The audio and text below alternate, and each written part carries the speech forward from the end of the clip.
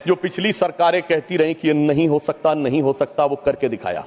धारा 35A, धारा 370, मैं कह सकता हूं जब सरदार पटेल गृह मंत्री थे, राज्यों का महकमा उनके पास था, वो कश्मीर की कसक जो रह गई थी, वो कसक अगर आज समाप्त हुई है तो अगस्त 2019 में अमित शाह जी के शासनकाल में वह समाप्त हुई है।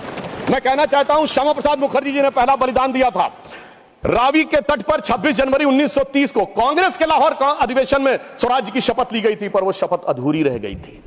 तो सरदार पटेल के दिल में कसक थी, श्यामा प्रसाद मुखर्जी जी का बलिदान था और अटल जी के दिल में वेदना थी। उन्होंने कहा था 15 अगस्त का दिन कहता आजादी अभी अधूरी है, सपने सच होने बाकी हैं, रावी की शपथ न पूरी है। परंतु वो शपथ किसने पूर्ण की?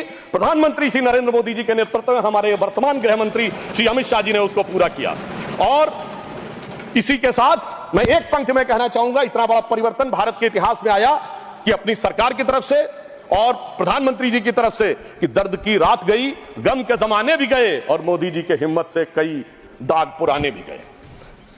इसके अलावा जो कश्मीर में बड़ा परिवर्तन आया, मैं एक उदाहरण बताना चाहता हूं। अभी हमारे साथी ने डर का उल्लेख किया तो मैं बताना चाहता हूं, 10 सितंबर 2024 को भारत के पूर्व गृह मंत्री सुशील कुमार शिंदे जी का बयान था कि मैं गृह मंत्री के रूप में जाता था तो डल लेक में मैं गृह मंत्री के रूप में होता था और डर के मारे उनकी क्या हालत होती थी, वह शब्द संसदीय नहीं है। तो मैं अपनी स्वरचित पंक्ति में कहना चाहूंगा, हमारे साथी सब समझ जाएंगे कि लहूलुहान थी घाटी और झेलम डरी हुई थी, खामोशियां रातों की दिन में भरी हुई थी और दहशत का था वो आलम कि डल लेक घूमने में गृह मंत्री के पग के नीचे धरती फटी हुई थी। और आप समझिए आज हमारी स्थिति यह है कि हमारे गृह मंत्री वो हैं जिनको देखकर आतंकवादियों की छाती फटने लगती है और आतंकवाद के समर्थन करने वालों के छाती में दर्द होने लगता है। सभापति जी, मैं कहना चाहता हूं, उनकी सरकार और हमारी सरकार में अंतर था जो भारत की परंपरा में है।